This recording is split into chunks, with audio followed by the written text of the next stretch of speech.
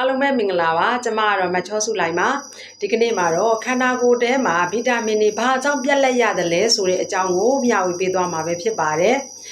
ဒါခန္ဓာကိုယ်အတွင်းမှာပေါ့နော်ဗီတာမင်တွေပြတ်လက်မှုရှိတယ်ဆိုတာကိုအရင်နေ့ကဗီဒီယိုမှာလည်းပြောပြခဲ့ပြီးဖြစ်ပါတယ်ကျမတို့နေ့စဉ်စားတောက်တဲ့အစားအသောက်တွေမှာဗီတာမင်ဓာတ်တွေပါတယ်ဒီအစားအသောက်တွေကိုလည်းနေ့စဉ်စားတောက်နေပါရဲ့နဲ့ဘာကြောင့်ခန္ဓာကိုယ်ကြီးကဗီတာမင်တွေပြတ်လက်လာရတယ်လဲဆိုတာကို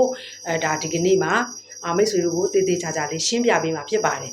ဒီကျမတို့စားတောက်တဲ့အစားအသောက်တွေမှာဗီတာမင်တွေပါတယ်ဆိုတာမှန်တယ်ဒါပေမဲ့တချို့ဗီတာမင်တွေကအပူနဲ့တွေးလိုက်တဲ့အချိန်မှာလုံးဝပျောက်ကွယ်သွားတာရှိတယ်ကြော်လိုက်တာတို့ချက်လိုက်တာတို့ပြုတ်လိုက်တာတို့ပေါ့နော်အဲ့မှာဆိုရင်ဗီတာမင်တွေကလုံးဝပျောက်ကွယ်သွားတာရှိတယ်ဒါကြောင့်ခန္ဓာကိုယ်ကဗီတာမင်တွေကိုမရရှိဘူးပေါ့နော်ဒါတချို့အသီးနှံတွေမှာဆိုလို့ရှိရင်ဗီတာမင်တွေကျွယ်ဝတယ်ဒါပေမဲ့အပင်မှာရှိနေတုန်းပဲဗီတာမင်ဓာတ်တွေကအပြည့်အဝရှိတာခုလိုက်ပြီဆိုတာနဲ့30ရာနှုန်းလောက်ရော့သွားတယ်နောက်တစ်ခုဈေးကွက်ထဲကိုရောက်ဖို့အတွက်သူတို့ကိုတည်ယူပို့ဆောင်ရေးလုပ်ရတဲ့အခါမှာအချိန်ကြန့်ကြာတာတို့နေပူတာတို့တွေရှိတယ်အဲ့ခါမှာဗီတာမင်ဓာတ်တွေကထပ်ပြီးတော့30ရာနှုန်းလောက်ထပ်ရော့သွားတယ်ဈေးကွက်ထဲကိုရောက်သွားတဲ့အခါမှာဈေးသည်တွေရောင်းရင်းနဲ့အချိန်ကြာသွားတာတို့နေပူပါထားမိတာတို့ဆိုရင်ဗီတာမင်တွေကထပ်ရော့တယ်အဲ့တော့ကိုယ်ဝယ်ယူစားတောက်လိုက်တဲ့အချိန်မှာဗီတာမင်ဓာတ်တွေကကုန်ရောဘာမှမရှိတော့အဲ့ခါမှာကျမတို့ခန္ဓာကိုယ်ကဗီတာမင်တွေကိုမရရှိရပဲဖြစ်ပါတယ်နောက်တစ်ခုကတော့ဗီတာမင်တွေကိုခန္ဓာကိုယ်ကနော်တယောက်နဲ့တယောက်လိုအပ်တဲ့ပမာဏချင်းမတူသလိုလိုအပ်တဲ့အချိန်ကာလချင်းတွေလည်းမတူဘူးဒီကိုဝင်ဆောင်မျိုးသမီးမာတို့နှုတ်တိုင်မိခင်မာတို့ပေါ့နော်အားကစားလုပ်နေရတဲ့သူတို့မှာဆိုရင်ဗီတာမင်ဓာတ်တွေကပို့ပြီးတော့လိုအပ်တယ်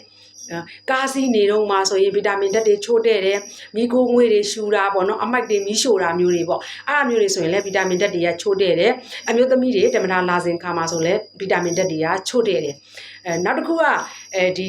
ဟိုပေါ့ကျမကြီးမကောင်းတဲ့သူတွေခဏဖျားတဲ့သူတွေဦးလန်းချောင်းပြဿနာရှိတဲ့သူတွေအစာလန်းချောင်းပြဿနာရှိတဲ့သူတွေမှာဆိုလို့ရှိရင်ဗီတာမင်စုပ်ယူမှုနည်းတဲ့အတွက်ပေါ့နော်ခန္ဓာကိုယ်ကြီးကဗီတာမင်စုပ်ယူနိုင်မှုနည်းတဲ့အတွက်ဗီတာမင်ဓာတ်တွေပြတ်လက်ရတာတွေရှိတယ်ပေါ့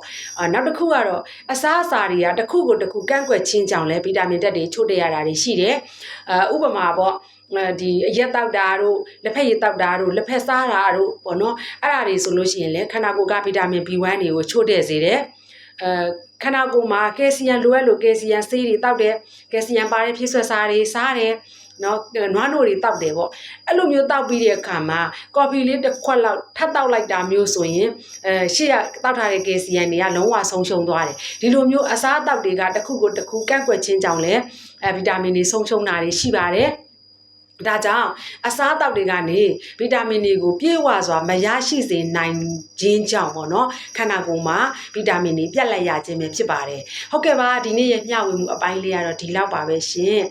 နောက်နေ့မှာတော့ခန္ဓာကိုယ်ထဲမှာဗီတာမင်တွေဘလို့အလုံးလုံးတလဲဆိုတဲ့အပိုင်းလေးဝေမျှသွားဖို့ရှိပါတယ်မိတ်ဆွေများအားလုံးယောဂဗျာတွေကင်းဝေးပြီးတော့စိတ်နှလုံးအေးချမ်းကြပါစေရှင်